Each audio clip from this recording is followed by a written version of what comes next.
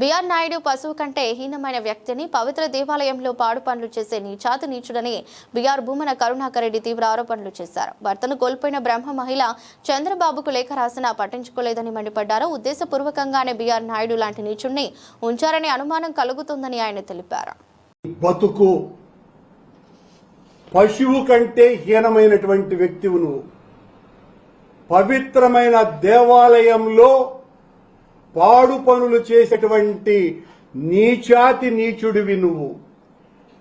అసలు ముఖ్యమంత్రి అయిన చంద్రబాబు నాయుడు గారికే ఈ ఉత్తరం ఒక బ్రాహ్మణ తల్లి, భర్తను కోల్పోయిన వైదిక బ్రాహ్మణ తల్లి ఇంత ఆర్తనాదం చంద్రబాబు గారికి రాస్తే కూడా పట్టించుకోలేదు అంటే చంద్రబాబు నాయుడు గారు ఉద్దేశపూర్వకంగా ఇలాంటి నీచుణ్ణే టీటీడీలో ఉంచాలా అనేటువంటి అనుమానం ఎవరికైనా రాదా అండి?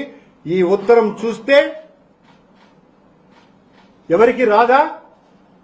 ఉద్దేశపూర్వకంగానే చంద్రబాబు నాయుడు గారు ఈ రకమైనటువంటి వ్యక్తికి ఈ పదవిని ఇచ్చినారు. ఎంత దారుణం!